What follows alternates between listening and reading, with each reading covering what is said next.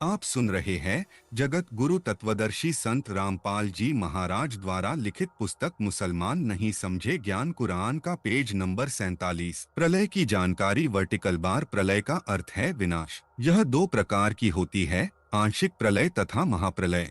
आंशिक प्रलय यह दो प्रकार की होती है। एक तो चौथे युग कलियुग के अंत में पृथ्वी पर एक निहकलंक नामक 10वां अवतार आता है, जिसे कल्कि भी कहा है।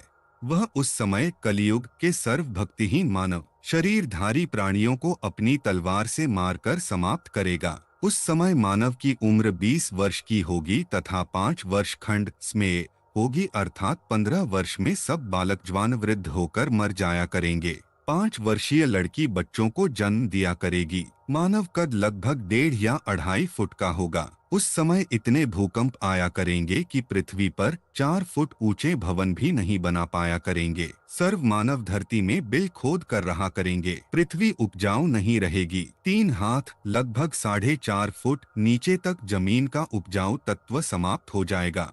कोई फलदार वृक्ष नहीं होगा तथा पीपल के पेड़ को पत्ते नहीं लगेंगे। सर्व मनुष्य स्त्री व पुरुष मांसाहारी होंगे। आपसी व्यवहार बहुत घटिया हैगा। रीछों की असवारी किया करेंगे। रीछ उस समय का अच्छा वाहन होगा। पर्यावरण दूषित होने से वर्षा होनी बंद हो जाएंगी। जैसे ओस पड़ती है ऐसे वर्षा हुआ करेगी। गंगा जमुना आदि नदियां भी सूख जाएगी। यह कलियुग का अंत होगा। उस समय प्रलय पृथ्वी पर पानी ही पानी होगी। एकदम इतनी वर्षा होगी कि सारी पृथ्वी पर सैकड़ों फुट पानी हो जाएगा।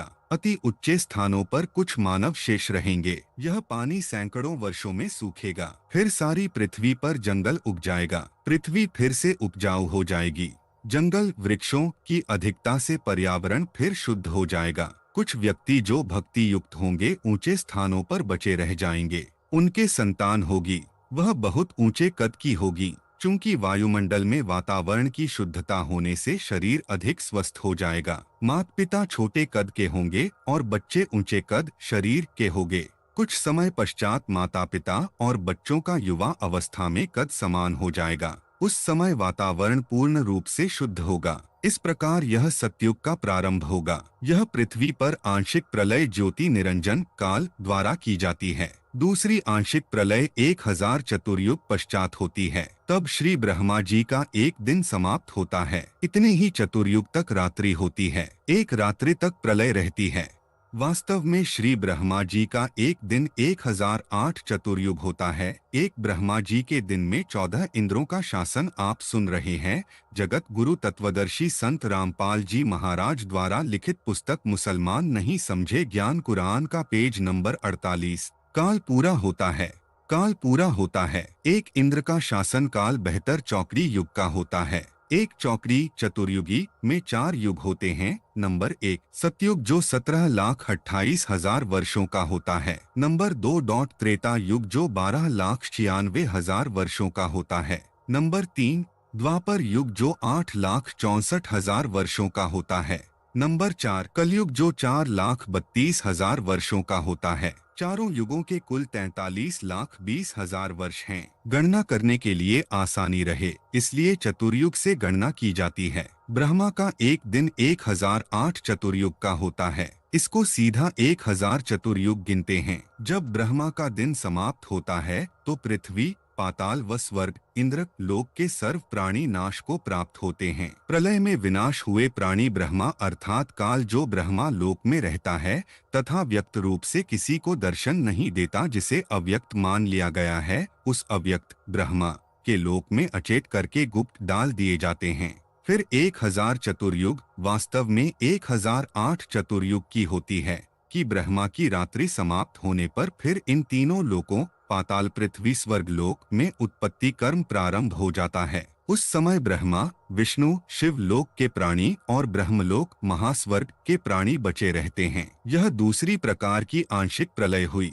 महाप्रलय यह 3 प्रकार की होती है। प्रथम महाप्रलय यह काल ज्योति निरंजन महाकल्प के अंत में करता है, जिस समय ब्रह्मा जी की मृत्यु होती है। ब्रह्मा की आयु = ब्रह्मा की रात्रि 1000 चतुर्युग की होती है तथा इतना ही दिन होता है। 30 दिन रात्रि का 1 महीना, 12 महीनों का 1 वर्ष, 100 वर्ष का 1 ब्रह्मा का जीवन। यह एक महाकल्प कहलाता है। दूसरी महाप्रलय 7 ब्रह्मा जी की मृत्यु के बाद एक विष्णु जी की मृत्यु होती है। 7 विष्णु जी की मृत्यु के उपरांत एक शिव की मृत्यु होती है। इसे दिव्य महाकल्प कहते हैं। उसमें ब्रह्मा, विष्णु, शिव सहित इनके लोकों के प्राणी तथा स्वर्गलोक, पाताल लोक, मृत्यु लोक आदि में अन्य रचना तथा उनके प्राणी नष्ट हो जाते हैं। उस समय केवल ब्रह्मलोक बचता है, जिसमें यह काल भगवान, ज्योति निरंजन तथा दुर्गा तीन रूपों महाब्रह्मा, महासावित्री, महाविष्णु, महालक्ष्मी और महाशंकर, महादेवी, पार्वती के रूप में तीन लोक बनाकर रहता है। इसी ब्रह्मलोक में एक महास्वर्ग बना है, उसमें चौथी मुक्ति प्राप्त प्राणी रहते हैं। मार्कंडेय, रूमी ऋषि जैसी आत्मा जो चौथी मुक्ति प्राप्त हैं, जिन्हें ब्रह्मालीन कहा जाता है, वे यहाँ के तीनों लोकों के साधकों की दिव्य दृष्टि की क्षमता, रेंज से बाहर होते हैं। स्वर्ग, मृत्यु व पाताल लोकों के ऋषि उन्हें देख नहीं पाते, इसलिए ब्रह्मालीन मान लेते हैं, परंतु वे ब्रह्मलोक में बने महास्वर्ग में चले जाते हैं। फिर दिव्य महाकल्प के आरंभ में काल, ज्योति निरंजन भगवान ब्रह्मा लोक से नीचे की सृष्टि फिर से रचता है। काल भगवान अपनी प्रकृति, माया आदि भवानी, महासावित्री, महालक्ष्मी व महादेवी गौरी के साथ रति कर्म से अपने तीन पुत्रों रजगुण ब्रह्मा, सतगुण विष्णु, तमगुण शिव को उत्पन्न करता है। यह काल भगवान उन्हें अपनी शक्ति से अचेत अवस्था में कर देता है। फिर तीनों को भिन्न दो स्थानों पर, जैसे ब्रह्मा जी को कमल के फूल पर, विष्णु जी को समुद्र में शेष नाग की शया पर, शिव जी को कैलाश पर्वत पर रखता है। तीनों को बारी बारी सचेत कर देता है। उन्हें प्रकृति दुर्गा के माध्यम से सागर मंथन का आदेश होता है। तब यह आप सुन रहे हैं जगत गुरु तत्वदर्शी संत रामपाल जी महाराज द्वारा लिखित पुस्तक मुसलमान नहीं समझे ज्ञान कुरान का पेज नंबर 49। महामाया मूल प्रकृति शेरावाली अपने तीन रूप बनाकर सागर में छुपा देती है। तीन लड़कियों जवान देवियों को प्रकट करती है। तीनों बच्चे ब्रह्मा, विष्णु, शिव इन्हीं तीनों देवियों से विवाह करते हैं। अपने तीनों पुत्रों को तीन विभाग, उत्पत्ति का कार्य ब्रह्मा जी को व स्थिति पालन पोषण का कार्य विष्णु जी को तथा संहार मारने का कार्य शिव जी को देता है, जिससे काल ब्रह्मा की सृष्टि फिर से शुरू हो जाती है, जिसका वर्णन पवित्र पुराणों में भी है, जैसे शिव महापुराण, ब्रह्मा महापुराण, विष्णु महापुराण, महाभारत, सुख सागर, देवी भागवत महापुराण में विस्तृत वर्णन किया गया है और गीता जी के 14वें अध्याय के श्लोक 3 से 5 में संक्षिप्त रूप से कहा गया है। तीसरी महाप्रलय एक ब्रह्मांड में 70,000 बार त्रिलोकीय शिव काल के तमोगुण पुत्र की मृत्यु हो जाती है। तब एक ब्रह्मांड की प्रलय होती है तथा ब्रह्मलोक में तीनों स्थानों पर रहने वाला काल महाशिव अपना महाशिव वाला शरीर भी त्याग देता है। इस प्रकार यह एक ब्रह्मांड की प्रलय अर्थात तीसरी महाप्रलय हुई तथा उस समय एक ब्रह्मलोकीय शिव काल की मृत्यु हुई तथा 70,000 त्रिलोकीय शिव काल के पुत्र की मृत्यु हुई अर्थात एक ब्रह्मांड में बने ब्रह्मा लोक सहित सर्व लोकों के प्राणी विनाश में आते हैं। इस समय को परब्रह्म अर्थात अक्षर पुरुष का एक युग कहते हैं। इस प्रकार गीता अध्याय 8 श्लोक 16 का भावार्थ समझना चाहिए। इसी प्रकार तीन दिव्य महाप्रलय होती हैं। प्रथम दिव्य महाप्रलय जब 100 ब्रह्मलोकीय शिव काल ब्रह्म की मृत्यु हो जाती है, तब चारों महाब्रह्मंडों में बने 20 ब्रह्मंडों के प्राणियों का विनाश हो जाता है। विशेषकर एक महाब्रह्मंड में ही सृष्टि रहती है। एक महाब्रह्मंड के अंदर जब प्रलय होती है, तब दूसरे महाब्रह्मंड में सृष्टि शुरू होती है। अंत में चारों महाब्रह्मंडों के 20 ब्रह्मंडों में प्रलय हो जाती है। तब चारों महाब्रह्मंडों के शुभ कर्मी प्राणियों हंसात्माओं को 21वें ब्रह्मंड में बने नकली सत्यलोक आदि लोकों में रख देता है तथा उसी लोक में निर्मित अन्य 4 गुप्त स्थानों पर अन्य प्राणियों को अचेत करके डाल देता है तथा तब उसी नकली सत्यलोक से प्राणियों को खाकर अपनी भूख मिटाता है तथा जो प्रतिदिन खाए प्राणियों को उसी 21वें ब्रह्मंड में बने 4 गुप्त मुकामों में अचेत करके डालता रहता है तथा वहां पर भी ज्योति निरंजन अपने 3 रूप महाब्रह्मा, महाविष्णु तथा महाशिव धारण कर लेता है तथा वहां पर बने शिव रूप में अपनी जन्म मृत्यु की लीला करता रहता है, जिससे समय निश्चित रखता है तथा 100 बार मृत्यु को प्राप्त होता है, जिस कारण परब्रह्म के 100 युग का समय 21वें ब्रह्मांड में पूरा हो जाता है। तत्पश्चात चारों महाब्रह्मांडों के अंदर सृष्टि रचना का कार्य प्रारंभ करता है। जिस एक सृष्टि में 100 ब्रह्मलोकीय शिव काल की आयु अर्थात परब्रह्म के 100 युग तक सृष्टि रहती है तथा इतनी ही समय प्रलय रहती है अर्थात परब्रह्म के 200 युग, क्योंकि परब्रह्म के एक युग में। आप सुन रहे हैं जगत गुरु तत्वदर्शी संत रामपाल जी महाराज द्वारा लिखित पुस्तक मुसलमान नहीं समझे ज्ञान कुरान का पेज नंबर 50। एक ब्रह्मलोकीय शिव अर्थात काल की मृत्यु होती है में एक दिव्य महाप्रलय जो काल द्वारा की जाती है का क्रम पूरा होता है। यह काल अर्थात ब्रह्मा प्रथम अव्यक्त कहलाता है। गीता अध्याय 7 श्लोक 24 से 25 में दूसरा अव्यक्त परब्रह्म तथा इससे भी परे दूसरा सनातन अव्यक्त जो पूर्ण ब्रह्मा है। गीता अध्याय 8 श्लोक 20 का भाव समझें। दूसरी दिव्य महाप्रलय इस उपरोक्त महाप्रलय के 5 बार हो जाने के पश्चात द्वितीय दिव्य महाप्रलय होती है। दूसरी दिव्य महाप्रलय पर ब्रह्म अविगत पुरुष अक्षर पुरुष करता है। उसमें काल अर्थात ब्रह्मा क्षर पुरुष सहित सर्व 21 ब्रह्मांडों का विनाश हो जाता है, जिसमें तीनों लोक स्वर्गलोक, मृत्युलोक, पाताल लोक, ब्रह्मा विष्णु शिव व काल ज्योति निरंजनोकार निरंजन तथा इनके लोकों ब्रह्मा लोक अर्थात सर्व अन्य 21 ब्रह्मांडों के प्राणी नष्ट हो जाते हैं। विशेष 7 त्रिलोकीय ब्रह्मा की मृत्यु के बाद एक त्रिलोकीय विष्णु जी की मृत्यु होती है तथा 7 विष्णु की मृत्यु के बाद एक त्रिलोकीय शिव की मृत्यु होती है। 70,000 त्रिलोकीय शिव की मृत्यु के बाद एक ब्रह्मलोकीय शिव अर्थात काल ब्रह्मा की मृत्यु परब्रह्म के एक युग के बाद होती है। ऐसे 1000 युग का परब्रह्म अक्षर पुरुष का एक दिन तथा इतनी ही रात्रि होती है।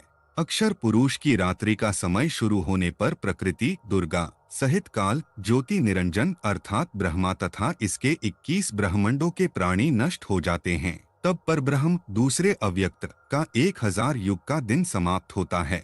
इतनी ही रात्रि व्यतीत होने के उपरांत ब्रह्मा को फिर पूर्ण ब्रह्मा प्रकट करता है। गीता अध्याय 8 श्लोक 17 का भाव ऐसे समझें। परंतु ब्रह्मांडों व महाब्रह्मांडों व इनमें बने लोकों की सीमा गोलाकार दीवार समझो समाप्त नहीं होती। फिर इतने ही समय के बाद यह काल तथा माया प्रकृति देवी को पूर्ण ब्रह्मा सत्य पुरुष अपने द्वारा पूर्व निर्धारित सृष्टि कर्म के आधार पर पुनः उत्पन्न करता है तथा सर्व प्राणी जो काल के कैदी बंदी हैं को उनके कर्माधार पर शरीरों में सृष्टि कर्म नियम से रचता है तथा लगता है कि परब्रह्म रच रहा है। यहाँ पर गीता अध्याय 15 का श्लोक 17 याद रखना चाहिए, जिसमें कहा है कि उत्तम प्रभु तो कोई और ही है जो वास्तव में अविनाशी परमेश्वर है, जो तीनों लोकों में प्रवेश करके सर्व का धारण पोषण करता है।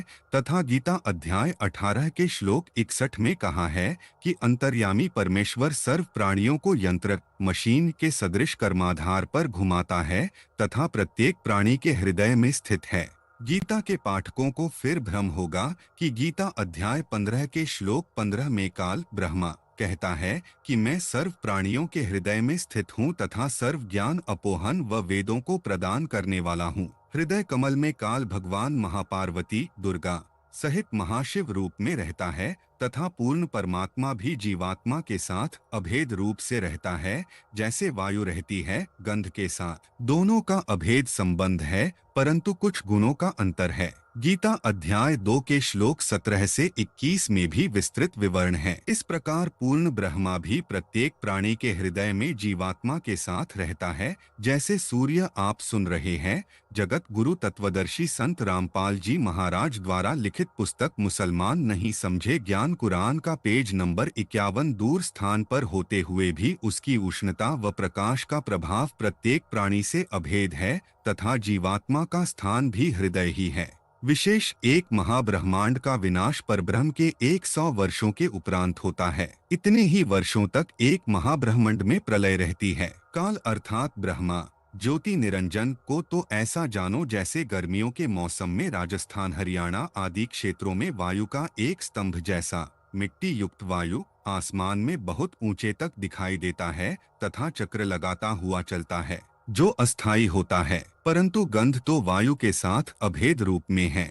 इसी प्रकार जीवात्मा तथा परमात्मा का सूक्ष्म संबंध समझे। ऐसे ही सर्व प्रलय तथा महाप्रलय के क्रम को पूर्ण परमात्मा सत्य पुरुष कबीरदेव से ही होना निश्चित समझे। 1000 युग जो परब्रह्म की रात्रि है, उसके समाप्त होने पर काल ज्योति निरंजन सृष्टि फिर से सत्य पुरुष कबीरदेव की शब्द शक्ति से बनाए समय के विज्ञान अनुसार प्रारंभ होती है। अक्षर पुरुष परब्रह्म पूर्ण ब्रह्मा सत्पुरुष के आदेश से काल ज्योति निरंजन व माया प्रकृति अर्थात दुर्गा को सर्व प्राणियों सहित काल के 21 ब्रह्मांड में भेज देता है तथा पूर्ण ब्रह्मा के बनाए विज्ञान अनुसार सर्व ब्रह्मांडों में अन्य रचना प्रभु कबीर जी की कृपा से हो जाती है। माया प्रकृति तथा काल ज्योति निरंजन के सूक्ष्म शरीर पर नूरी शरीर भी पूर्ण परमात्मा ही रचता है तथा शेष उत्पत्ति ब्रह्मा काल अपनी पत्नी दुर्गा प्रकृति के संयोग से करता है। शेष स्थान निरंजन 5 तत्व के आधार से रचता है। फिर काल ज्योति निरंजन अर्थात ब्रह्मा की सृष्टि प्रारंभ होती है। इस प्रकार यह परब्रह्म दूसरा अव्यक्त कहलाता है। तीसरी दिव्य महाप्रलय जैसा कि पूर्वोक्त विवरण में पढ़ा कि 70,000 काल ब्रह्मा के शिव रूपी पात्रों की मृत्यु के पश्चात एक ब्रह्मा महाशिव की मृत्यु होती है, वह समय परब्रह्म का एक युग होता है। इसी के विषय में गीता अध्याय 2 श्लोक 12 अध्याय 4 श्लोक 5 तथा 9 में अध्याय 10 श्लोक 2 में गीता ज्ञान दाता प्रभु कह रहा है कि मेरी भी जन्म मृत्यु होती है। बहुत से जन्म हो चुके हैं जिनको देवता लोग ब्रह्मा विष्णु तथा शिव सहित व महर्षि जन भी नहीं जानते, क्योंकि वे सर्व मुझसे ही उत्पन्न हुए हैं। गीता अध्याय 4 श्लोक 9 में कहा है कि मेरे जन्म और कर्म दिव्य हैं। परब्रह्म के एक युग में काल भगवान सदा शिव वाला शरीर त्यागता है तथा पुनः अन्य ब्रह्मांड में अन्य 3 रूपों में विराजमान हो जाता है। यह लीला स्वयं करता है। परब्रह्म का एक दिन 1000 युग का होता है, इतनी ही रात्रि होती है। 30 दिन रात का एक महीना, 12 महीनों का एक वर्ष तथा 100 वर्ष की परब्रह्म द्वितीय अव्यक्त की आयु होती है। उस समय परब्रह्म अक्षर पुरुष की मृत्यु होती है। यह तीसरी दिव्य महाप्रलय कहलाती है। तीसरी दिव्य महाप्रलय में सर्व ब्रह्मांड तथा अंड जिसमें ब्रह्मा काल के 21 ब्रह्मांड तथा परब्रह्म के साथ संख ब्रह्मांड व अन्य असंख्यों ब्रह्मांड नाश में आवेंगे। धूंधुकार का शंख बजेगा, सर्व अंड व ब्रह्मांड नाश में आवेंगे, परंतु वह तीसरी दिव्य महाप्रलय बहुत समय पर्यंत होवेगी। आप सुन रहे हैं जगत गुरु तत्वदर्शी संत रामपाल जी महाराज द्वारा लिखित पुस्तक मुसलमान नहीं समझे ज्ञान कुरान का पेज नंबर 52। वह तीसरी दिव्य महाप्रलय सत्पुरुष का पुत्र अचिंत अपने पिता पूर्ण ब्रह्मा सत्पुरुष की आज्ञा से सृष्टि कर्म नियम से जो पूर्ण ब्रह्म ने निर्धारित किया हुआ है करेगा और फिर सृष्टि रचना होगी, परंतु सतलोक में गए हंस दोबारा जन्म मरण में नहीं आएंगे। इस प्रकार न तो अक्षर पुरुष परब्रह्म अमर है, न काल निरंजन ब्रह्मा अमर है, न ब्रह्मा रजगुण विष्णु सतगुण शिव तमगुण अमर हैं। फिर इनके पुजारी उपासक कैसे पूर्ण मुक्ति प्राप्त कर सकते हैं? अर्थात कभी नहीं। इसलिए पूर्ण ब्रह्म की साधना करनी चाहिए, जिसकी उपासना से जीव सतलोक अमरलोक में चला जाता है। फिर वह कभी नहीं मरता, पूर्ण मुक्त हो जाता है। वह पूर्ण ब्रह्मा कबीरदेव तीसरा सनातन अव्यक्त है, जो गीता अध्याय 8 के श्लोक 20-21 में वर्णन है। गीता अध्याय 15 श्लोक 16 से 17 में यही कहा है। श्लोक 16 इस लोक में 2 पुरुष, एक क्षर पुरुष ज्योति निरंजन काल ब्रह्मा तथा दूसरा अक्षर पुरुष परब्रह्म तथा इनके लोकों के सब प्राणी नाशवान हैं। आत्मा सबकी अमर है। फिर गीता अध्याय 15 ही के श्लोक 17 में कहा है कि वास्तव में पुरुषोत्तम यानी श्रेष्ठ परमात्मा तो उपरोक्त क्षर पुरुष तथा अक्षर पुरुष से अन्य ही है, जो परमात्मा कहलाता है, जो तीनों लोकों में प्रवेश करके सबका धारण पोषण करता है। वह वास्तव में अविनाशी है। अमर करु सतलोक पठाऊं, ताते बंदी छोड़ कहाऊं। उसी पूर्ण परमात्मा अविनाशी परमेश्वर का प्रमाण गीता जी के अध्याय 2 के श्लोक 17 में, अध्याय 3 के श्लोक 14-15 में, अध्याय 7 के श्लोक 13 और 19 व 29 में, अध्याय 8 के श्लोक 3, 4, 8, 9, 10, 20, 21, 22 में, अध्याय 13 श्लोक 12 से 17 तथा 22 से 24, 27 से 28, 30 से 31 व 34 तथा अध्याय 4 श्लोक 31 से 32, अध्याय 5 श्लोक 14, 15, 16, 19, 20। 24 से 26 में, अध्याय 6 श्लोक 7 तथा 19 से 20, 25 से 27 में तथा अध्याय 18 श्लोक 46, 61, 62 तथा 66 में भी विशेष रूप से प्रमाण दिया गया है कि उस पूर्ण परमात्मा की शरण में जाकर जीव फिर कभी जन्म मरण में नहीं आता। विशेष काल का जाल समझने के लिए यह विवरण ध्यान रखें कि त्रिलोक में एक शिव जी है जो इस काल का पुत्र है, जो 7 त्रिलोकीय विष्णु जी की मृत्यु तथा 49 त्रिलोकीय ब्रह्मा जी की मृत्यु के उपरांत मृत्यु को प्राप्त होता है। ऐसे ही काल भगवान एक ब्रह्मांड में बने ब्रह्मलोक में महाशिव रूप में भी रहता है। परमेश्वर द्वारा बनाए समय के विज्ञान अनुसार सृष्टि क्रम का समय बनाए रखने के लिए यह ब्रह्मलोक वाला महाशिव काल भी मृत्यु को प्राप्त होता है। जब त्रिलोकीय 70,000 ब्रह्मा काल के पुत्र शिव मृत्यु को प्राप्त हो जाते हैं, तब एक ब्रह्मलोकीय शिव ब्रह्माक्षर पुरुष पूर्ण परमात्मा द्वारा बनाए समय के विज्ञान अनुसार परवश हुआ मरता तथा जन्मता है। यह ब्रह्मलोकीय शिव ब्रह्मा काल की मृत्यु का समय पर ब्रह्म अक्षर पुरुष का एक युग होता है। इसीलिए गीता जी के अ2 के श्लोक 12, गीता अ4 श्लोक 5, गीता अ10 श्लोक 2 में कहा है कि मेरे तथा तेरे बहुत जन्म हो चुके हैं, मैं जानता हूँ तू नहीं जानता। मेरे जन्म अलौकिक अद्भुत होते हैं। अद्भुत उदाहरण आदरणीय गरीबदास साहेब जी सन 1717 संवत 1774 में आप सुन रहे हैं। जगत गुरु तत्वदर्शी संत रामपाल जी महाराज द्वारा लिखित पुस्तक मुसलमान नहीं समझे ज्ञान कुरान का पेज नंबर 53। श्री बलराम जी के घर पर माता रानी जी के गर्भ से जन्म लेकर 61 वर्ष तक शरीर में गांव छुड़ानी जिला झज्जर में रहे तथा सन 1778 विक्रमी संवत 1835 में शरीर त्याग गए। आज भी उनकी स्मृति में एक यादगार बनी है, जहां पर शरीर को जमीन में सादर दबाया गया था। 6 महीने के उपरांत वैसा ही शरीर धारण करके आदरणीय गरीबदास साहेब जी 35 वर्ष तक अपने पूर्व शरीर के शिष्य भूमड़ सैनी जी के पास शहर सहारनपुर उत्तर प्रदेश में रहकर शरीर त्याग गए। वहां पर हिंदू तथा मुसलमान दोनों उनके शिष्य हुए। वहां भी आज उनकी स्मृति में यादगार बनी है। स्थान है सहारनपुर शहर में चिल्काना रोड से कलसिया रोड निकलता है। कलसिया रोड पर आधा किलोमीटर चलकर बाईं तरफ यह अद्वितीय पवित्र यादगार विद्यमान है तथा उस पर एक शिलालेख भी लिखा है जो प्रत्यक्ष साक्षी है। उसी के साथ में बाबा लालदास जी का बाड़ा भी बना है। आप सुन रहे हैं जगत गुरु तत्वदर्शी संत रामपाल जी महाराज द्वारा लिखित पुस्तक मुसलमान नहीं समझे ज्ञान कुरान का पेज नंबर 54, अध्याय नंबर 2, अल्लाह पृथ्वी पर आता है या नहीं। मुसलमान धर्म के उलमा विद्वान कहते हैं कि अल्लाह ताला धरती के ऊपर मानव सदृश कभी नहीं आता। जैसा हिंदू धर्म की पुस्तक श्रीमद् भगवत गीता के अध्याय 4 के श्लोक 7 से 8 में कहा है। गीता अध्याय 4 श्लोक 7, यदा यदा हि धर्मस्य ग्लानिः भवति भारतः अभ्युत्थानं धर्मस्य तदा आत्मानं सृजाम्यहम्। 7 अर्थात हे भारत अर्जुन, जब जब पृथ्वी पर अधर्म बढ़ता है और धर्म की हानि होती है, तब तब मैं अपने अंश अवतार पैदा करता हूँ। वे पृथ्वी पर जन्म लेते हैं। गीता अध्याय 4 श्लोक 8, परित्राणाय साधूनां विनाशाय च दुष्कृतां धर्म संस्थापनार्थाय संभवामि युगे युगे। 8 अर्थात साधु महापुरुषों का उद्धार करने के लिए, पाप कर्म करने वालों का विनाश करने के लिए और धर्म की अच्छी तरह स्थापना करने के लिए अपने अवतार उत्पन्न करता हूँ। यह हम मुसलमान नहीं मानते। मुसलमान धर्म प्रचारकों का कहना है कि जैसे इंजीनियर ने डीवीडी प्लेयर बना दिया, उसको चलाने समझने के लिए यूजर मैनुअल लिख कर दे दिया, मैनुअल को पढ़ो और डीवीडी प्लेयर चलाओ। इंजीनियर किस लिए आएगा? यानी परमात्मा अल्लाह ने मानव स्त्री पुरुष बनाया।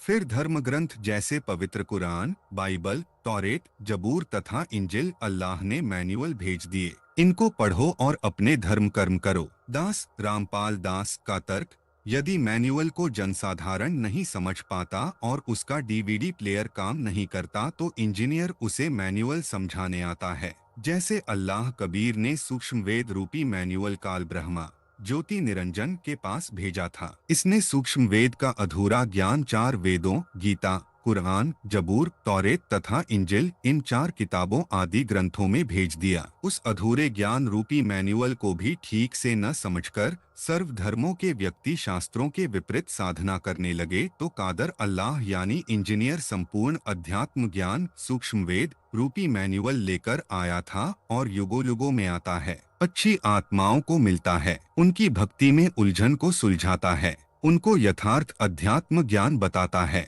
फिर वे संत अपनी गलत साधना को त्याग कर सत्य भक्ति करके मोक्ष प्राप्त करते हैं। कुरान मजीद की सूरह अल हदीद 57 की आयत नंबर 26 से 27 में कुरान ज्ञान देने वाले ने कहा है कि रहबानियत संन्यास की प्रथा उन्होंने कुछ एक साधकों ने खुद आविष्कृत की। आप सुन रहे हैं जगत गुरु तत्वदर्शी संत रामपाल जी महाराज द्वारा लिखित पुस्तक मुसलमान नहीं समझे ज्ञान कुरान का पेज नंबर 55। हमने उनके लिए अनिवार्य नहीं किया, मगर अल्लाह की खुशी यानी परमात्मा से मिलने की तलब में उन्होंने खुद ही यह नई चीज निकाली। यह उन मुसलमान फकीरों के लिए कहा है जिनको कादर अल्लाह अपना नबी आप बनकर आता है और नेक आत्माओं को मिलता है, उनको अल्लाह की इबादत का सही तथा संपूर्ण ज्ञान देता है। फिर वे उस साधना को करने लगते हैं, अपने धर्म में प्रचलित इबादत त्याग देते हैं, उनका विरोध उन्हीं के धर्म के व्यक्ति करने लगते हैं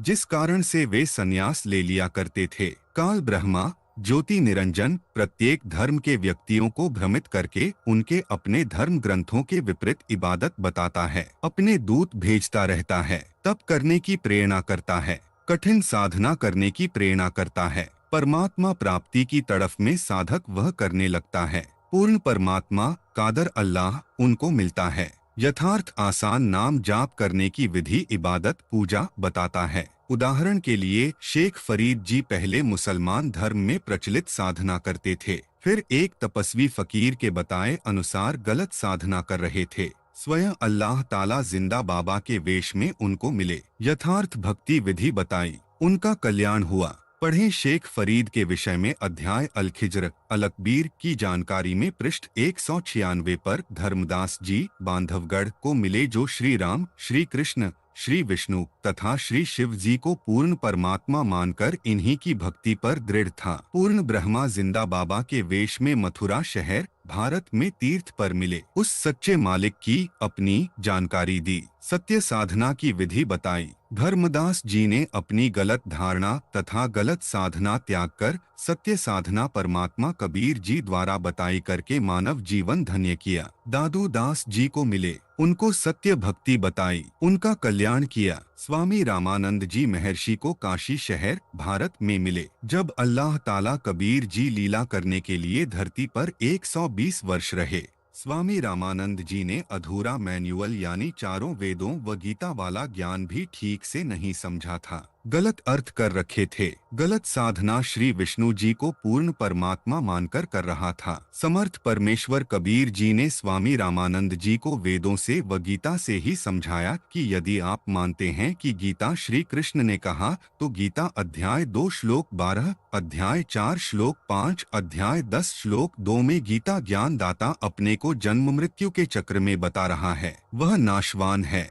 गीता अध्याय 2 श्लोक 17, अध्याय 15 श्लोक 17, अध्याय 18 श्लोक 46, 61 से 62 में तथा अध्याय 8 श्लोक 3, 8 से 10 तथा 20 से 22 में अपने से अन्य अविनाशी तथा पूर्ण मोक्षदायक परम अक्षर ब्रह्मा के विषय में बताया है तथा उसी की शरण में जाने को कहा है। स्वामी रामानंद जी वेदों तथा गीता यानी मैनुअल को ठीक से नहीं समझ पाए थे। उस मैनुअल को ठीक से समझाने के लिए अल्लाह ताला सृष्टि सृजनकर्ता कबीर जी को धरती पर आना पड़ा तथा संपूर्ण अध्यात्म ज्ञान सूक्ष्म वेद बताना पड़ा। तब स्वामी रामानंद जी ने हिंदू। आप सुन रहे हैं जगत गुरु तत्वदर्शी संत रामपाल जी महाराज द्वारा लिखित पुस्तक मुसलमान नहीं समझे ज्ञान कुरान का पेज नंबर 56 धर्म वाली गलत साधना त्याग कर यथार्थ भक्ति करके कल्याण करवाया। संत गरीबदास जी गावछुड़ानी जिला झज्जर हरियाणा भारत को पूर्ण ब्रह्मा एक जिंदा बाबा के वेश में सतलोक सनातन परम धाम से चलकर पृथ्वी पर आकर मिले। उनको ऊपर आसमान में उस अमर लोक में ले गए जहां पर कादर अल्लाह रहता है। तख्त सिंहासन पर बैठता है, अपना गवाह बनाकर वापस शरीर में छोड़ा तथा यथार्थ अध्यात्म ज्ञान यानी संपूर्ण व सही मैनुअल दिया, जो संत गरीबदास जी की वाणी यानी अमर ग्रंथ में लिखा है, जिसके आधार से यह दास लेखक सब धार्मिक क्रिया करता तथा करवाता है। बाइबल में जो जबूर, तौरेत तथा इंजिल 3 पुस्तकों का संग्रह है, उसमें पृष्ठ 30 पर उत्पत्ति अध्याय 26:1-3 में प्रमाण है कि यहोवा परमात्मा यानी अल्लाह ने इसहाक को दर्शन देकर कहा कि मिस्र में मत जा, जो देश मैं तुझे बताऊं उसी में रह, मैं तेरे संग रहूंगा। बाइबल में उत्पत्ति अध्याय में पृष्ठ 17 पर वाचा का चिन्ह खतना में अध्याय 17 श्लोक 1 से 2 में लिखा है, जब अब्राम 99 वर्ष का हो गया, तब यहोवा प्रभु ने उसको दर्शन देकर कहा, मैं सर्वशक्तिमान हूँ, मेरी उपस्थिति में चल और सिद्ध होता जा। तैमूरलंग को अल्लाह पृथ्वी पर मिले। तैमूरलंग मुसलमान बहुत निर्धन था। उसकी माताजी बहुत धार्मिक थी। अतिथि व साधु बाबाओं की सेवा करती थी। कई बार स्वयं भूखी रह जाती थी। अतिथियों व राह चलते लोगों को रोटी अवश्य खिलाती थी। एक दिन ऐसा ही आया कि घर में एक रोटी का आटा था। माता जी रोटी बनाकर बेटे तैमूरलंग के लिए जंगल में लेकर गई थी, जो साहूकारों की भेड़ बकरियां चराया करता था। माता स्वयं भूखी रही, बेटे के लिए रोटी ले गई थी। तैमूरलंग खाना खाने लगा तो उसी समय अल्लाह ताला एक जिंदा साधु के वेश में आया और रोटी मांगी। कहा, बच्चा, कई दिन से भूखा हूँ, बहुत लोगों से भोजन मांगा, किसी ने नहीं दिया, जान जाने वाली है। तैमूरलंग में माता वाले गुण थे। अच्छे संस्कार माता पिता से मिले थे। पिता का इंतकाल हो चुका था। तैमूरलंग ने उसी समय रोटी उठाकर साधु बाबा को दे दी। अल्लाह ताला कबीर जी ने रोटी खाई, जल पिया। जब अल्लाह रोटी खा रहा था, तब दोनों मां बेटे ने अर्ज की, हे बाबा, हम बहुत निर्धन हैं, इतना दे दो कि हम भी भूखे ना रहें, अतिथि न भूखा जाए। अर्ज कई बार की। खाना खाकर जिंदा वेशधारी अल्लाह ने एक सांकल चेन, जो गाय, भैंस या बकरे को खूंटे या पेड़ से बांधने के लिए रस्से के स्थान पर प्रयोग की जाती है, जो तैमूरलंग के पास ही रखी थी, उठाई। उसको 3 बार मोड़ा और प्यार से तैमूरलंग की कमर में गिनकर 7 मारी, जैसे 1, 2, 3, 7। फिर लात मारी, मुक्के मारे। तैमूरलंग की माता ने विचार किया, हमने बार बार अर्ज की है। बाबा चिढ़ गया, नाराज होकर लड़के को पीट रहा है। माई ने कहा, हे महाराज, हे अल्लाह की जात, मेरे बेटे ने क्या गलती कर दी, माफ करो, आपका बच्चा है। तब जिंदा वेशधारी बाबा ने कहा, माई। वेशधारी बाबा ने कहा, माई, जो 7 सांकल मारी हैं, तेरे बेटे को 7 पीढ़ी का राज बख्श दिया है। जो लात मुक्के मारे हैं, ये 7 पीढ़ी के बाद तुम्हारा राज टुकड़ों में बंट जाएगा। यह कहकर जिंदा बाबा रूप अल्लाह अंतर्ध्यान हो गए। आप सुन रहे हैं जगत गुरु तत्वदर्शी संत रामपाल जी महाराज द्वारा लिखित पुस्तक मुसलमान नहीं समझे ज्ञान कुरान का पेज नंबर 57। समय आने पर तैमूरलंग राजा बना, भारत पर भी कब्जा किया। तैमूरलंग से लेकर औरंगजेब तक 7 पीढ़ी ने दिल्ली पर राज किया। फिर राज टुकड़ों में बंट गया। इतिहास भी साक्षी है। नानक देव जी, सिख धर्म के प्रवर्तक, को भी अल्लाह अकबर कबीर परमेश्वर मिले। श्री नानक देव जी श्री रामचंद्र, श्री कृष्ण अर्थात विष्णु जी के परम भक्त थे। हिंदू धर्म में जन्म हुआ था। श्रीमद् भगवत गीता का पाठ किया करते थे। ब्रजलाल पांडे उनको गीता पढ़ाया करता था। परमेश्वर कबीर जी उनको सुल्तानपुर लोधी शहर के पास बेई दरिया पर सुबह के समय मिले तथा संपूर्ण अध्यात्म ज्ञान रूपी मैनुअल दिया। सच्चखंड सतलोक लेकर गए और वापस छोड़ा। उसके पश्चात श्री नानक देव जी ने हिंदू धर्म में प्रचलित सब साधना त्याग कर एक परमेश्वर सतपुरुष की भक्ति करके जीवन धन्य बनाया। उपरोक्त प्रमाणों से सिद्ध हुआ कि अल्लाह ताला कबीर सबका उत्पत्तिकर्ता पृथ्वी पर मानव की तरह भ्रमण करता है, यथार्थ अध्यात्म ज्ञान बताता है। इसी से संबंधित प्रकरण अल खिज्र अल कबीर की जानकारी अध्याय में इसी पुस्तक के पृष्ठ नंबर 196 पर विस्तार पूर्वक लिखा है। मुसलमान धर्म के मौलानाओं की शंका का समाधान। बाखब कौन है? अल्लाह का नाम क्या है? गुरुदेव रामपाल दास जी से सेवकों का निवेदन है कि हम जब मुसलमान विद्वानों से ज्ञान चर्चा करते हैं, वे प्रश्न करते हैं, उनका हम सही जवाब नहीं दे पाते। कृपया हमें बताएं कि हम क्या उत्तर दें। प्रश्न इस प्रकार हैं। प्रश्न, यदि खुदा साकार यानी जिस्मानी रूप है और उनका नाम कबीर है। इसका क्या प्रमाण है? रामपाल दास उनको इस प्रकार उत्तर दो। उत्तर, खुदा साकार है। कुरान मजीद में खुदा को निराकार नहीं बताया गया है, परंतु मुस्लिम धर्म गुरुओं को खुदा का इल्म ना होने के कारण इस परवरदिगार को निराकार अर्थात बेचून बताया है। कुरान मजीद में खुदा को जिस्मानी अर्थात दिखाई देने वाला साकार खुदा बताया गया है। अधिक जानकारी के लिए पढ़ें इसी पुस्तक में अध्याय हजरत आदम से हजरत मोहम्मद तक में पृष्ठ 143 पर। मिसाल के तौर पर देखिए, कुरान मजीद की सूरह लुकमान 31 आयत नंबर 27-29, इन आयतों में खुदा को सुनने वाला अर्थात देखने वाला बताया है। कुरान मजीद की सूरह हज 22 आयत नंबर 61, इसमें खुदा को बड़ी शान और बड़ा कबीर बताया गया है। अल्लाह सुनता तथा देखता है।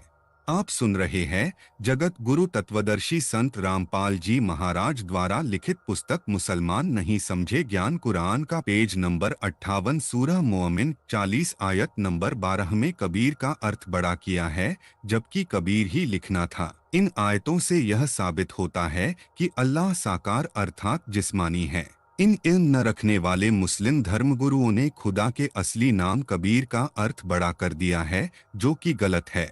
मुस्लिम प्रवक्ता यह तो स्वीकार करते हैं कि अल्लाह एक बार धरती के ऊपर, जल के ऊपर मंडराता था। धरती व आसमान व सब पेड़ पौधे व मानव पशु पक्षी आदि की उत्पत्ति करके ऊपर आसमान पर तख्त पर जा बैठा। इससे तो स्वतः परमेश्वर साकार मानव जैसा सिद्ध होता है। तख्त सिंहासन पर मानव ही बैठता है। बाइबल ग्रंथ के उत्पत्ति अध्याय में स्पष्ट ही है कि उस सब की उत्पत्ति करने वाले कादर अल्लाह ने मनुष्य को अपनी शक्ल सूरत जैसा बनाया, यानी अपने स्वरूप जैसा उत्पन्न किया। इससे भी अपने आप अल्लाह गॉड निराकार मानव जैसे आकार का सिद्ध हुआ। यह भी सिद्ध हुआ कि खुदा साकार अर्थात जिस्मानी रूप है। उसका नाम कबीर है, जिसका कुरान के अनुवादकों ने बड़ा अर्थ किया है।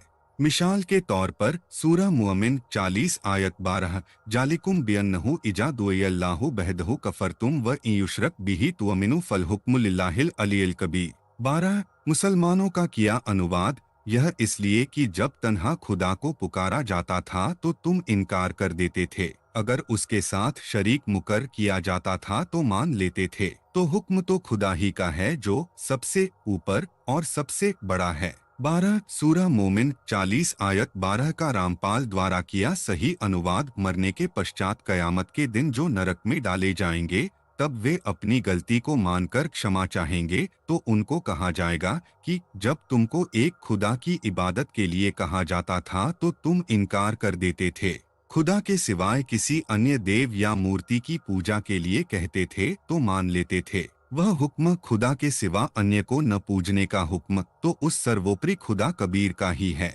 12 भावार्थ, मूर्ति पूजकों को कबीर खुदा का हुक्म बताया जाता था कि एक उसी कबीर कादर खुदा की इबादत करो तो तुम मना कर देते थे। आज जहन्नम में डालने का हुक्म आदेश भी उसी सर्वोच्च खुदा कबीर ही का तो है। मुसलमान अनुवादकों ने कबीर जो नाम खुदा का है उसका अर्थ बड़ा कर दिया, जबकि सबसे ऊपर खुदा का अर्थ भी बड़ा होता है।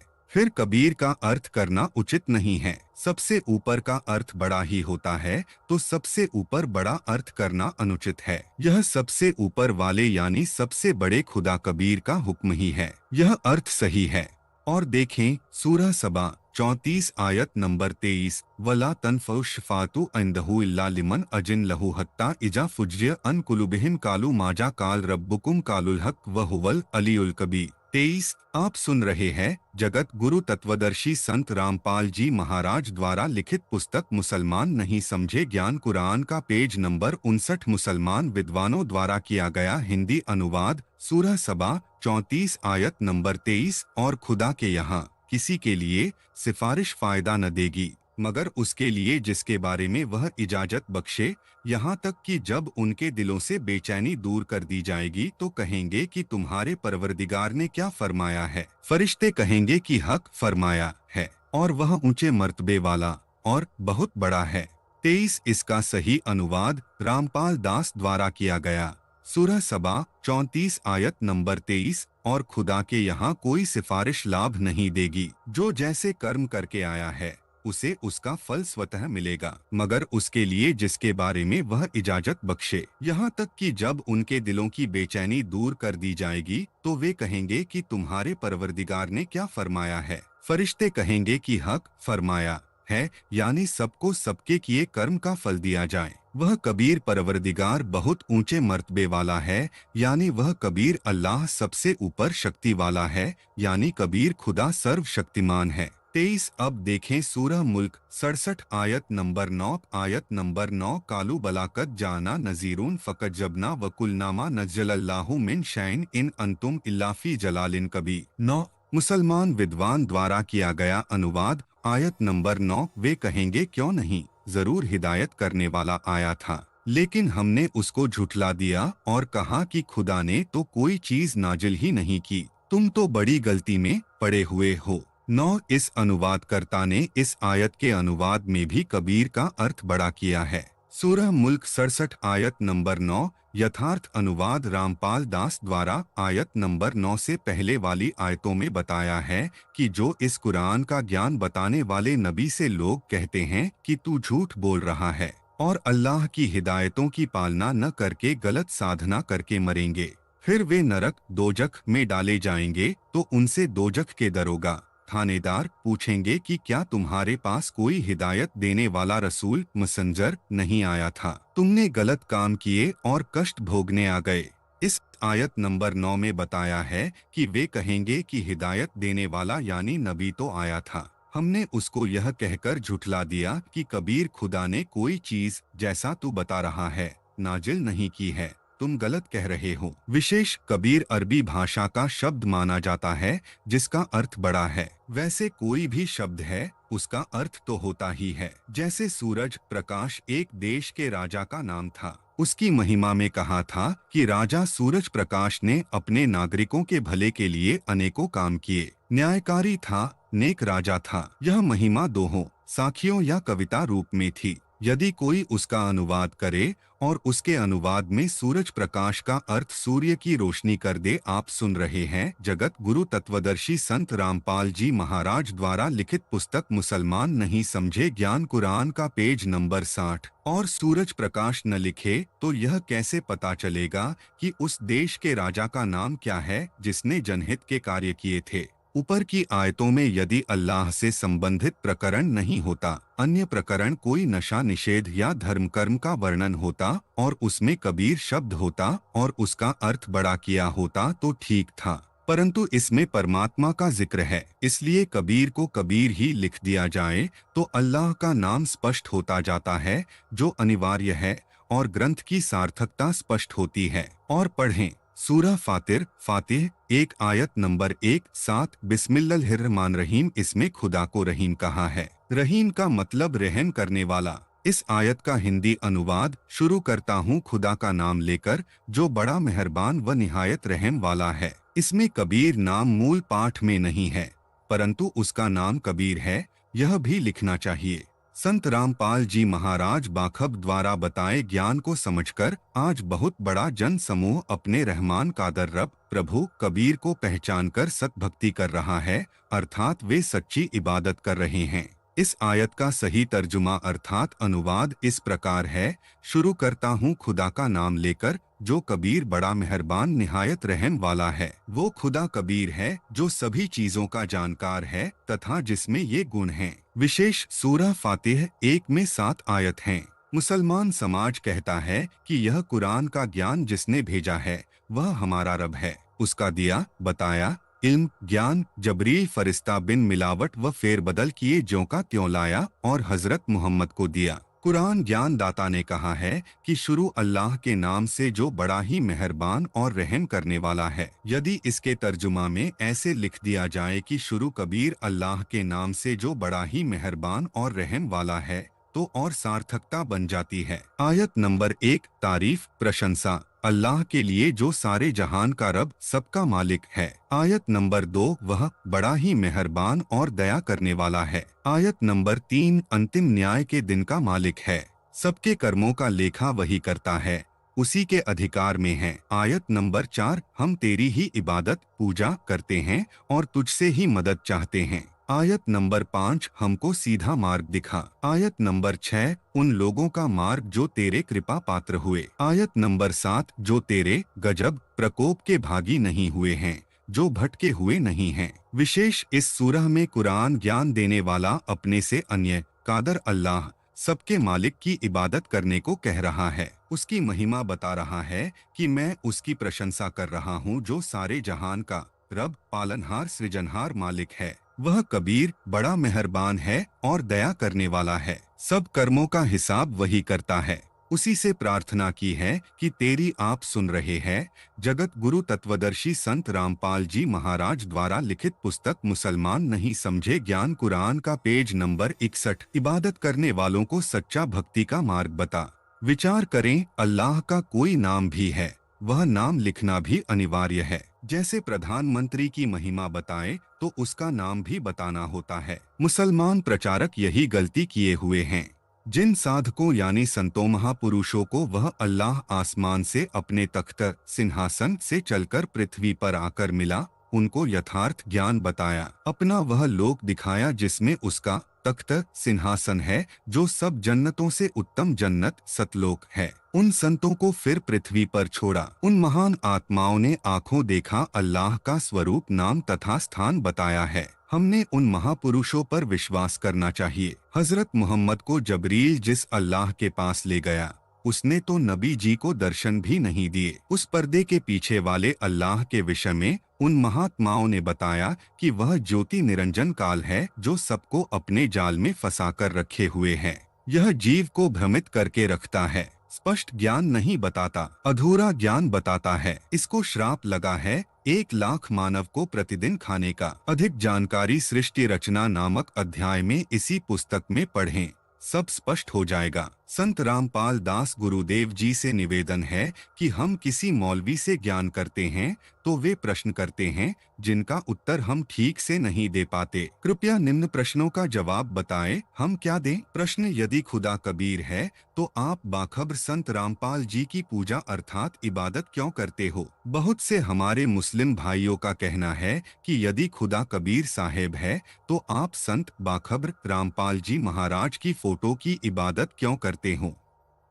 रामपाल दास उनका उत्तर इस प्रकार दो उत्तर, पहले आप यह समझें कि पूजा तथा सत्कार में क्या भेद है। सुनो, जैसे पत्नी अपने पति के लिए समर्पित होती है, उसकी पूजा करती है, परंतु सत्कार यथोचित सबका करती है, सलाम सबको बोलती है, किसी को सत्कार देना पूजा में नहीं गिना जाता। जिस महापुरुष ने सच्चे खुदा की सच्ची राह बताई है, उसने मानव का महाउपकार किया है, उसका सत्कार करना हमारा फर्ज बनता है। आप मुसलमान 4 किताबों को तो सत्य मानते हैं, number 1 Quran, number 2 Taurat, number 3 Zabur, number 4 इंजिल। Bible में 3 पुस्तक तौरेत, जबूर तथा इंजिल इकट्ठी जिल्द की गई हैं। बाइबल कोई अलग ग्रंथ नहीं है। आप जी ने बाइबल में सृष्टि रचना पढ़ी है जो तौरेत पुस्तक में लिखी है। उसमें वर्णन आता है कि परमेश्वर ने आदम को मिट्टी से उत्पन्न किया, फिर सब फरिश्तों को बुलाया तथा कहा कि आदम आदमी को सजदा करो। एक इब्लिस नाम के फरिश्ते ने सजदा नहीं किया तथा कहा कि यह तो मिट्टी से बना आदमी है, मैं इसके आगे सिर नहीं झुकाऊंगा। बार बार कहने पर भी उसने परमेश्वर का हुक्म नहीं माना तो उसे जन्नत से। आप सुन रहे हैं जगत गुरु तत्वदर्शी संत रामपाल जी महाराज द्वारा लिखित पुस्तक मुसलमान नहीं समझे ज्ञान कुरान का पेज नंबर 62। निकाल दिया, वह शैतान कहलाया। अन्य सब फरिश्तों ने परमेश्वर के हुक्म का पालन किया, वे जन्नत में सुखी हैं। हम कादर खुदा कबीर के हुक्म से संत रामपाल जी जो हमारे गुरु हैं को दंडवत प्रणाम करते हैं। उसी परमेश्वर खुदा कबीर का सूक्ष्म वेद कलामे कबीर में आदेश है जो इस प्रकार है, कबीर गुरु गोबिंद कर जानियो, चलियो आज्ञा माही, मिले तो दंडवत बंदगी, नहीं पल पल ध्यान लगा ही। कबीर गुरु मानुष कर जानते, ते नर कहिए अंध, होवे दुखी संसार में, आगे यम के फंद। अर्थात अल्लाह कबीर सृष्टि रचनहार पालनहार का आदेश है कि अपने गुरु जी को गोबिंद खुदा मानना और उसकी आज्ञा का पालन करना। जब उनके दर्शन करने आश्रम में जाओ या वे मार्ग में मिल जाएं, तो अपने गुरु को दंडवत प्रणाम करो। बाकी समय में उनके एहसान को याद रखो। जो गुरु जी को मनुष्य मानते हैं, परमात्मा के तुल्य सम्मान नहीं देते हैं, वे तत्वज्ञान नेत्रहीन अंधे हैं। वे संसार में भी दुखी रहेंगे, फिर यमराज के फंद यानी जहन्नम में गिरेंगे। गुरु जी का एहसान बताया है कि कबीर सतगुरु के उपदेश का सुनिया एक विचार, जय सतगुरु मिलते नहीं तो जाते यमद्वार। कबीर यमद्वार में दूत सब करते खींचातान, उनसे कभू ना छूटता फिर फिरता चारों खान। कबीर चार खानी में भ्रमता, कभू ना लगता पार, सो फेरा सब मिट गया मेरे सतगुरु के उपकार। कबीर सात समुद्र की मसी करूँ, लेखनी करूँ बनराए, धरती का कागज करूँ, गुरु गुण लिखा न जाए। अर्थात सतगुरु जी से दीक्षा लेने से क्या लाभ हुआ और यदि सतगुरु ना होता तो फिर क्या हानि होती, वह बताई है कि यदि सतगुरु जी नहीं मिलते तो दोजख की आग में जलते, यम के दूत पिटाई करते, फिर पशु पक्षी कीड़े आदि के जीवनों में कष्ट भोगते। ये सब कष्ट सतगुरु जी के उपकार से समाप्त हो गए। ऐसे सच्चे पीर का गुण लिखने लगूं तो सारे वृक्षों की कलम घिस जाए। यदि सात समुद्रों की जितनी मसी इंक हो वह समाप्त हो जाए और धरती जितने क्षेत्रफल का कागज लूं वह समाप्त हो जाए तो भी गुरु जी के उपकार का वर्णन नहीं हो सकता। संत रामपाल दास जी हमारे सतगुरु सच्चे पीर हैं। उनका सत्कार सजदा करके करना उपरोक्त उपकार के कारण फर्ज बनता है। गुरु जी को दंडवत प्रणाम करने का कबीर खुदा परमेश्वर का आदेश हुक्म है, उसको पालन करना अनिवार्य है, नहीं तो शैतान की पदवी मिलेगी। आदेश का पालन करने से जन्नत मिलेगी, इसलिए हम अपने सतगुरु को दंडवत करते हैं। आप सुन रहे हैं जगत गुरु तत्वदर्शी संत रामपाल जी महाराज द्वारा लिखित पुस्तक मुसलमान नहीं समझे ज्ञान कुरान का पेज नंबर 63। मुसलमान भाई कहते हैं कि हमारे खुदा ने हजरत मोहम्मद जी पर कुरान मजीद का ज्ञान उतारा। हम उस अल्लाह को सजदा सिर झुकाकर जमी पर रखकर सलाम करते हैं। मुसलमान भाई विचारें कि कुरान मजीद के ज्ञान दाता ने सूरह फुरकान 25 आयत नंबर 52 से 59 में अपने से अन्य खुदा के विषय में बताया है कि जिसने सारी कायनात को पैदा किया वह अपने भक्तों के पाप माफ करता है। उसी ने मानव पैदा किए, फिर किसी को दामाद बहू बनाया, मीठा खारा जल पृथ्वी में भिन्न भिन्न भरा। वह 6 दिन में सब रचना करके 7वें दिन तख्त पर जा बैठा। उसकी खबर किसी बाखबर तत्वदर्शी संत से पूछो। इससे स्पष्ट है कि कुरान मजीद शरीफ का ज्ञान बताने वाला बाखबर नहीं है। मुसलमान भाई उस अल्प ज्ञान वाले को सिर झुकाकर सलाम सजदा करते हैं। यदि हम बाखबर संत रामपाल जी को सजदा दंडवत करके करते हैं तो इसमें क्या दोष है? प्रश्न, क्या हजरत मोहम्मद बाखबर नहीं हैं? क्या इनके द्वारा बताई गई इबादत जैसे रोजे, नमाज, ज़कात देना इनके करने से जन्नत में नहीं जाया जाएगा? स्पष्ट कीजिए। उत्तर, इसका उत्तर यह है कि कुरान की सूरह फुरकानी 25 आयत नंबर 52 से 59 में कुरान का ज्ञान देने वाला अल्लाह स्पष्ट कर रहा है, जिसने सब सृष्टि के सब जीव उत्पन्न किए वह कादर अल्लाह है। उसने 6 दिन में सृष्टि की रचना की, फिर आसमान पर तख्त पर जा बैठा। उसकी खबर किसी बाखबर तत्वदर्शी संत से पूछो। हजरत मोहम्मद जी को तो कुरान वाला ज्ञान था। जब हजरत मोहम्मद का खुदा ही बाखबर नहीं है तो उसका भेजा नबी बाखबर कैसे हो सकता है? जब ज्ञान ही अधूरा इनकम्प्लीट है तो जन्नत में कैसे जाया जा सकता है? जब बाखबर नहीं है तो जन्नत में भी नहीं जा सकता।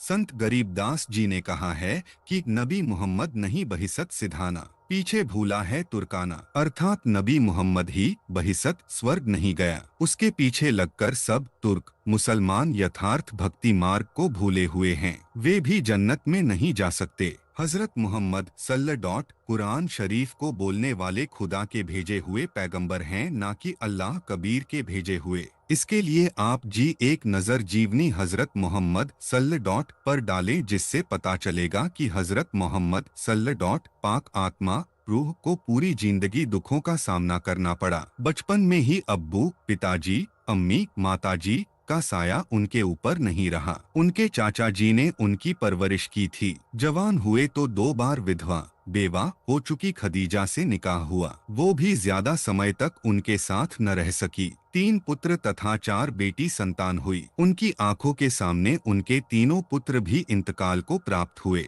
जिस खुदा की दिन रात सच्चे दिल से इबादत नबी जी किया करते थे, उनके बताए कुरान मजीद वाले ज्ञान का प्रचार करने में काफिरों के पत्थर खाए, सिर फुड़वाया, अनेकों यातनाएं काफिरों ने दी, सब सहन करते हुए कुरान का ज्ञान फैलाया। उस सारे संघर्ष तथा उसकी इबादत करने से हजरत मोहम्मद सल्लल्लाहु को पूरा जीवन दुखों में गुजारना पड़ा। और आप सुन रहे हैं जगत गुरु तत्वदर्शी संत रामपाल जी महाराज द्वारा लिखित पुस्तक मुसलमान नहीं समझे ज्ञान कुरान का पेज नंबर 64। जीवन के आखिरी क्षणों में भी तरफ कर इंतकाल को प्राप्त हुए तो आप जी खुद ही अनुमान लगा सकते हो। वे काल ब्रह्मा के नबी थे, खुदा कबीर अल्लाहु अकबर के भेजे हुए नहीं थे। इसलिए उनके द्वारा बताई गई इबादत, रोजे, नमाज और ज़कात देने, ईद बकरीद मनाने आदि के करने से जन्नत में नहीं जाया जा सकता। जन्नत में केवल एक कबीर खुदा की इबादत बाखबर संत रामपाल जी महाराज की शरण ग्रहण करके इनके द्वारा बताई भक्ति आजीवन मर्यादा में रहकर करके जन्नत में जाया जा सकता है, न कि मोहम्मद सल्लल्लाहु को कुरान ज्ञान दाता अल्लाह के द्वारा बताई गई साधना इबादत से। संत रामपाल गुरुदेव जी से निवेदन है कि हम जब मुसलमान धर्म के मौलवियों व अन्य प्रवक्ताओं से ज्ञान चर्चा करते हैं तो वे प्रश्न करते हैं, हम क्या जवाब दें, कृपया मार्गदर्शन करें। उनके प्रश्न इस प्रकार हैं। प्रश्न, बाखबर किसे कहते हैं अर्थात कौन होता है, प्रमाण सहित बताइए। रामपाल दास उनको इस प्रकार उत्तर दें। उत्तर, सभी किताबों का इल्म और खुदा की सच्ची इबादत बताने वाले को बाखबर कहते हैं। उसे ही हिंदू समाज धर्म में तत्वदर्शी संत, सिख समाज में वाहेगुरु, ईसाई समाज में मसीहा अर्थात परमेश्वर का जानकार और मुस्लिम समाज में बाखबर कहते हैं। बाखबर ही हमें इस जहान में आकर खुदा कबीर की पूर्ण जानकारी तथा सच्ची इबादत का तरीका बताता है। खुदा कौन है, कैसा है, कहाँ रहता है, ये सब बाखबर ही बताता है। आज वर्तमान समय में बाखबर केवल इस जहान में संत रामपाल जी महाराज हैं। पवित्र कुरान मजीद से प्रमाण न 1 सूरह बकरा 2 आयत नंबर 114 इसमें खुदा को बाखबर बताया गया है। जब खुदा बाखबर है तो जो बाखबर है उसे क्या उपमा दी जाए, उसे भी उतना ही सम्मान देने का फर्ज है। प्रमाण न 2 सूरह लुकमान 32 आयत नंबर 33 इस आयत में भी खुदा को जानने वाला अर्थात बाखबर बोला गया है। प्रमाण न 3 सूरह फुरकानी 25 आयत नंबर 52 से 59 इन आयतों में बताया है कि अल्लाह ने 6 दिन में सृष्टि रची और 7वें दिन तख्त पर जा विराजा। उसके विषय में किसी बाखबर से पूछने के लिए बोला है। उपरोक्त आयतों में जिस बाखबर के विषय में कहा गया है वह बाखबर संत रामपाल जी महाराज ही हैं, जिन्होंने वर्तमान समय में एक कादर खुदा कबीर के विषय में बताया और उनकी इबादत करने का सही तरीका बताया है, जो हमारी सभी किताबों तौरेत, जबूर, इंजिल और कुरान में प्रमाण है। इनसे पहले किसी भी हिंदू गुरु या ऋषि ने तथा पैगंबर ने यह नहीं बताया कि कबीर ही वह खुदा है जिसको हमारी कुरान शरीफ प्रमाणित करती है, चारों वेद प्रमाणित करते हैं। इससे यह साबित होता है कि उस अल्लाह कबीर का भेजा हुआ बाखबर तत्वदर्शी संत रामपाल जी महाराज हैं। मुस्लिम धर्म के गुरुओं, मौलानाओं को पवित्र कुरान शरीफ का इल्म ज्ञान न होने के कारण बाखबर मोहम्मद सल्लल्लाहु को समझ लिया, जबकि आप सुन रहे हैं जगत गुरु तत्वदर्शी संत रामपाल जी महाराज द्वारा लिखित पुस्तक मुसलमान नहीं समझे ज्ञान कुरान का पेज नंबर 65। कुरान शरीफ बोलने वाला खुदा काल भगवान खुद मोहम्मद सल्लल्लाहु को बता रहे हैं कि जिस खुदा ने आसमान और जमीन और जो कुछ इसके बीच में है उसको 6 दिन में बनाया और 7वें दिन ऊपर तख्त पर जाकर विराजमान हो गया, उसके बारे में खुद कुरान शरीफ बोलने वाला खुदा भी नहीं जानता कि वो बाखबर कौन है। यदि मोहम्मद सल्लल्लाहु ही वो बाखबर होते तो कुरान शरीफ बोलने वाला खुदा काल भगवान बाखबर की जगह मोहम्मद सल्लल्लाहु ही नाम बोल सकता था। इससे स्पष्ट होता है कि कुरान शरीफ बोलने वाले खुदा काल भगवान को भी नहीं पता कि बाखबर कौन है। बाखबर वही है जो सच्चे खुदा कबीर की इबादत बताएगा। सभी मुस्लिम समुदाय से प्रार्थना है कि कृपया करके अपने सच्चे बाखबर रहनुमा खुदा का भेजा हुआ वर्तमान में नबी, पैगंबर, अवतार जो कि संत रामपाल जी महाराज हैं, आएं और जन्नत में जाने का रास्ता इख्तियार करवाएं। इसलिए कुरान मजीद का ज्ञान दाता भी इबादत के योग्य नहीं है, क्योंकि वह बाखबर नहीं है। संत रामपाल दास बाखबर हैं, इसलिए उनकी दंडवत प्रणाम रूप इबादत करते हैं, जो कबीर कादर अल्लाह का आदेश है। बाखबर के बारे में संपूर्ण ज्ञान इसी पुस्तक में पढ़ें। संपूर्ण अध्यात्म ज्ञान किसने बताया नामक अध्याय में पृष्ठ नंबर 196 पर।